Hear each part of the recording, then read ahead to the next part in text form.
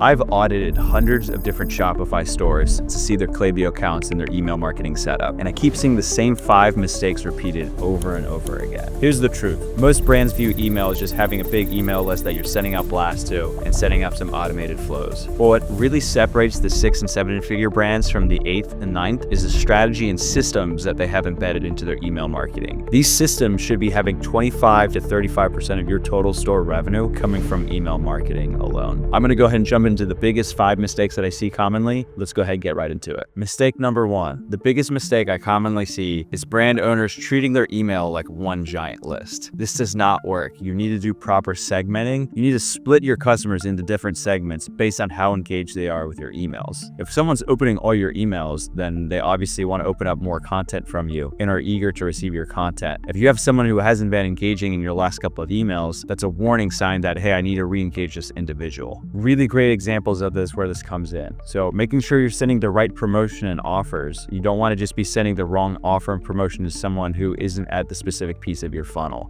You also need to separate buyers from non-buyers. So people who are interested in your ecosystem who haven't made a purchase, obviously you need a very different type of email sequence than people who have already made a purchase and you're trying to re-engage or resell. Lastly, if you're not doing proper segmentation, chances are you're not helping to build out your VIP customer list and build those loyal fans. This is where it becomes really important to pay attention to key metrics such as the lifetime value, where you can really build out those subscriptions lifetimes through proper segmentation and campaign focused around those customer profiles. So let's go ahead and jump in and look at a couple of examples. I want to show you here. What we have here is re-engagement campaigns. So what we've recognized is that 30 days, if someone hasn't opened up any of your emails, it's generally a sign they're in the slippage territory. They're in risk of ignoring you and forgetting about you as a brand. And this is purgatory. This is where brands go to die, is when you get added into the other folder, into the promotions tab, and you come to never be heard from again. So what we do is have a re-engagement. We're always trying to keep our audience engaged. And the main ways we look at that is open rates, click-through rates. And so what we have here is an engagement campaign that's specifically set up to target people who might be in that slippage territory. So going from 30 days of no emails opened, once they cross that threshold, then that's where we get automatic triggers in our systems to make sure that we're not sending the same email, because we got to protect your open rates, we got to protect your bounce rates and things like that. And so what we have set up with this re-engagement segment list is people who are on that cusp, on that threshold of entering into the low engagement. That's when we're trying to hit them up again, re-spark their interest and excitement in the product. And so going through some of the specifics of how we have it set up. So we have someone who is in our newsletter list who has not opened an email in the past 30 days, looking at click level as well, or place an order. And so what we do now, again, is engage these type of customers so we can keep them interested in the overall product. Once they switch into that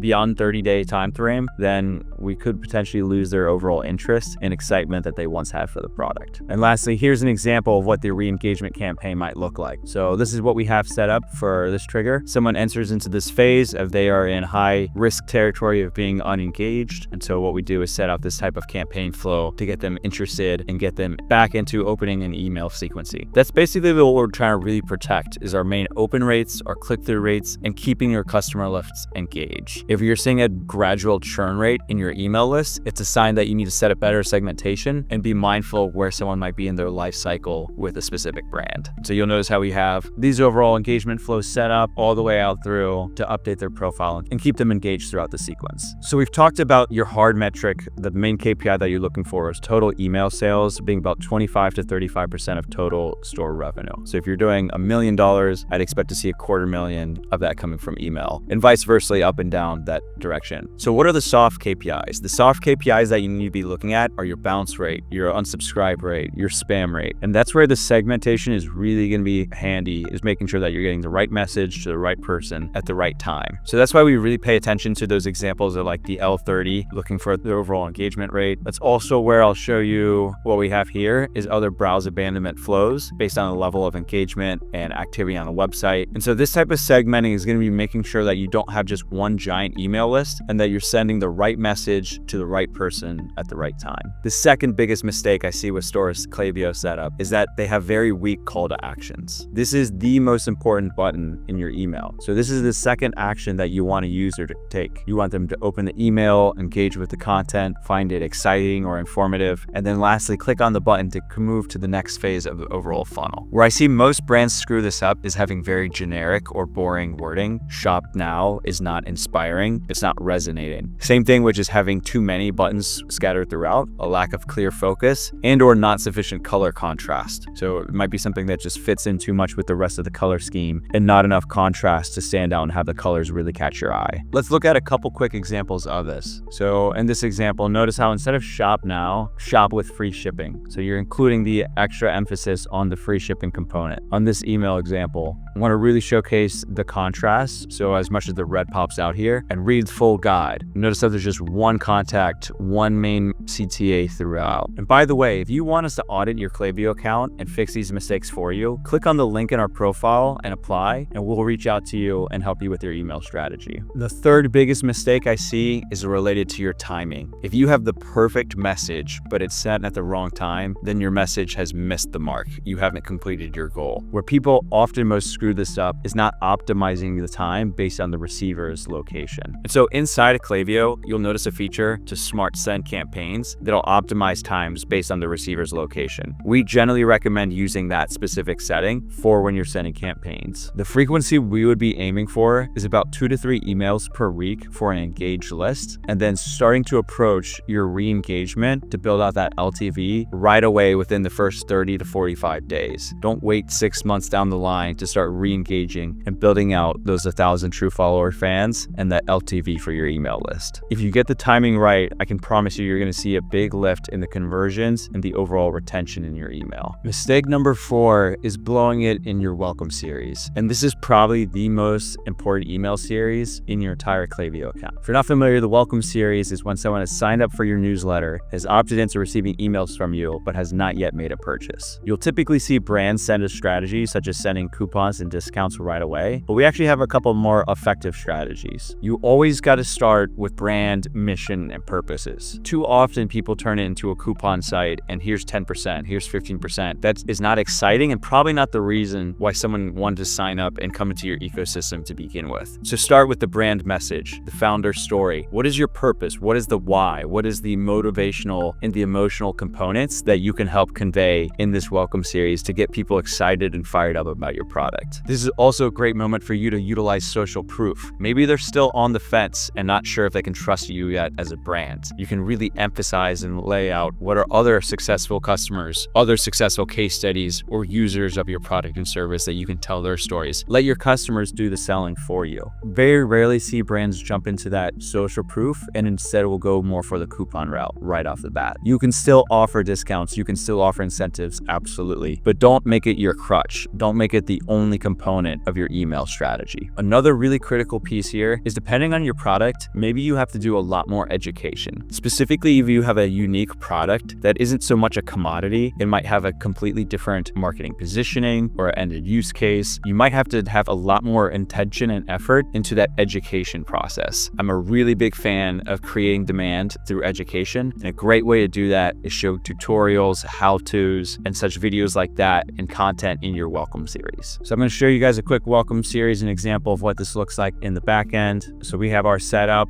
for when flows come into the newsletter, and we have the entire first couple weeks just entirely scripted out. We also have ongoing A/B testing. Since these are some of our biggest campaign drivers, I would anticipate this to be anywhere from 10 to 15% of the total revenue. So again, if we talk about your total revenue being about 25 to 35% from email marketing, that means about half of it roughly is coming from this welcome series. So it's one of the most important series for where you can dedicate your attention and effort. And I would really strive to create demand through education and to do a lot of ongoing testing for headlines, content, what is getting the most overall engagement. And lastly, mistake number 5 is treating your email like a discount service. I talked about it briefly in number 4, but it's an over-reliance on using discounts and coupons. One of the key metrics that we look to protect is making sure that your users and recipients are actually receiving and opening their emails. Like I talked about with mistake number 1, we create up different segments for once someone starts hitting that 30-day mark of opening no emails, that's a sign you're starting to lose their engagement.